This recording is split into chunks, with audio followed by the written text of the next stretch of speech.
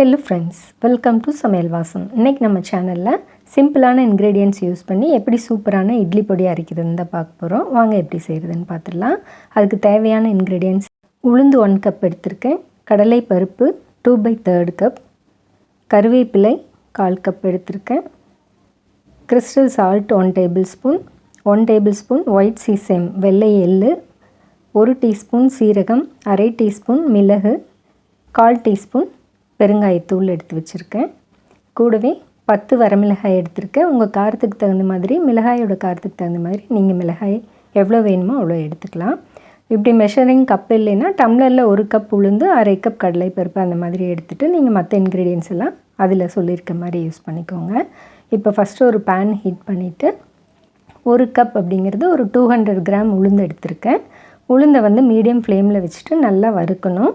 கருக விட்டுறக்கூடாது, பட் வதங்காமையும் இருக்கக்கூடாது. வறுபடாமல் இருந்துச்சுன்னா பச்சை ஸ்மெல் வரும். பாருங்கள், லைட்டாக கலர் இந்த மாதிரி சேஞ்ச் ஆகி வரும், நல்ல மணம் வரும். அந்த டைமில் நீங்கள் எடுத்து இது மாதிரி வேறு பிளேட்டுக்கு சேஞ்ச் பண்ணிவிடுங்க. இப்போ கடலை பருப்பு எடுத்துக்கலாம்.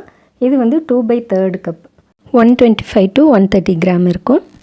அதையும் நல்லா செவக்க வறுத்து எடுத்து வச்சுக்கலாம். எல்லாமே மீடியம் ஃப்ளேமில் வச்சுட்டு வறுத்துக்கோங்க, கருக விட்டுறக்கூடாது. இப்போது வெள்ளை எள் எடுத்தோம் இல்லையா, 1 டேபிள் ஸ்பூன், அதை சேர்த்து இது போல் வறுக்கிறப்ப அது நல்லா இது பாருங்கள் வெடிச்சு வரும். இந்த மாதிரி வெடிச்சு வர்றப்ப அதையும் எடுத்து வச்சிடலாம்.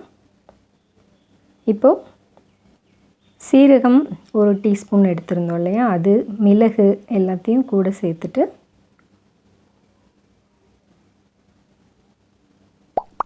வறுத்துக்கலாம். அதுவும் கொஞ்சம் மணம் வரும், வெடிக்க ஆரம்பிக்கும் மிளகு. அந்த மாதிரி டைமில் அதையும் ட்ரான்ஸ்ஃபர் பண்ணிடுங்க பிளேட்டுக்கு.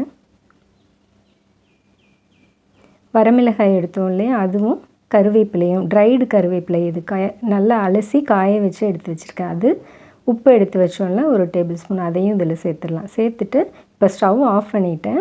ஆஃபில் இருக்க இந்த பேனோட ஹீட்லேயே அது நல்லா கிறிஸ்பியாக வந்துடும், மிளகாய் கருவேப்பிலை எல்லாம்.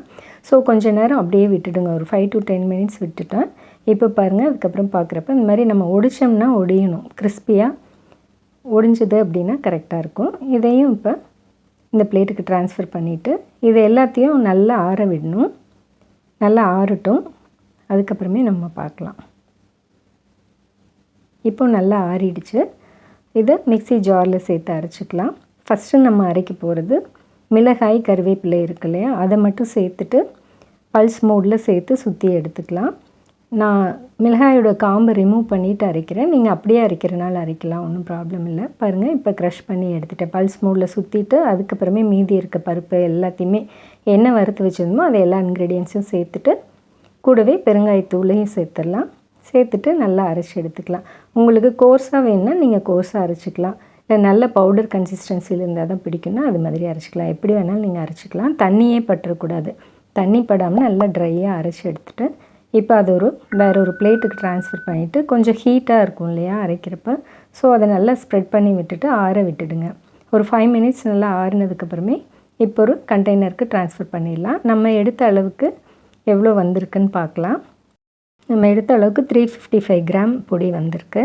நல்லா ட்ரை பண்ண ஏர்டைட் கண்டெய்னர் யூஸ் பண்ணி வச்சிங்கன்னா ரொம்ப நாள் ஆனாலும் அப்படியே இருக்கும். தண்ணி படாமல் வச்சுருக்கிற வரைக்கும் ரொம்ப சூப்பராக இருக்கும்.